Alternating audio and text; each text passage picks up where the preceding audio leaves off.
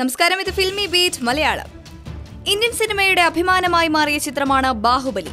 ബാഹുബലിയുടെ അവസാന ഭാഗം എക്കാലത്തെയും കളക്ഷൻ റെക്കോർഡുകൾ തകർത്ത് മുന്നേറുകയാണ്. 4 ദിവസത്തിനുള്ളിൽ 500 കോടിയിലധികമാണ് ചിത്രത്തിന്റെ കളക്ഷൻ.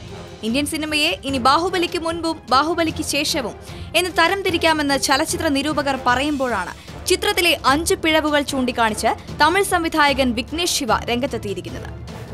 ബാഹുബലിയുടെ 1ാം ഭാഗത്തിലും നിരവധി പിഴവുകൾ ചൂണ്ടിക്കാണിക്കപ്പെട്ടിരുന്നുവെങ്കിലും 2ാം ഭാഗം റിലീസായി ഒരാഴ്ച പിന്നിടുന്നതിന് മുൻപാണ് ചിത്രത്തിലെ 5 പിഴവുകൾ ചൂണ്ടിക്കാണിച്ച് സംവിധായകൻ രംഗത്തെത്തിയിരിക്കുന്നത്.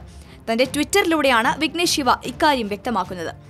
വിഘ്നേഷ് ചൂണ്ടിക്കാണിച്ച ആദ്യത്തെ പിഴവ് ടിക്കറ്റ് തുക കുറഞ്ഞുപോയി എന്നതാണ്. വെറും 120 രൂപ മുടക്കി ഇത്രയും വലിയൊരു കാഴ്ചാനുഭവം സമ്മാനിക്കുകയോ കളക്ഷൻ ബോക്സോ നിർമ്മാതാവിന്റെ അക്കൗണ്ട് നമ്പറോ ഉണ്ടായിരുന്നെങ്കിൽ കുറച്ചുകൂടെ പണം നൽകാമായിരുന്നു എന്നാണ് വിഘ്നേഷ് പറയുന്നത്. സിനിമയുടെ ദൈർഘ്യം തീരെ കുറഞ്ഞുപോയി എന്നാണ് വിഘ്നേഷിന്റെ പക്ഷം. 3 മണിക്കൂർ കൊണ്ടൊരു സിനിമ തീർന്നു പോകാൻ ആരും ആഗ്രഹിക്കില്ലെന്നും വിഘ്നേഷ് പറയുന്നു.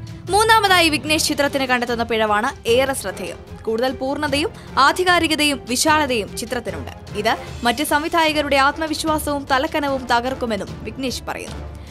ബാഹുബലി ദ കൺക്ലൂഷൻ എന്ന് പേരിട്ടാണ് ചിത്രം പുറത്തിറങ്ങിയത്. എന്നാൽ ഇത് കൺക്ലൂഷൻ ആകാൻ പാടില്ലായിരുന്നുവെന്ന് വിഘ്നേഷ് പറയുന്നു. ബാഹുബലിക്ക് ഇനിയും തുടർച്ചകൾ വേണം. അത് 3, 4, 5 എന്നിങ്ങനെ ഒരു 10 പാർട്ടെങ്കിലും വേണമെന്നും വിഘ്നേഷ് പറയുന്നു.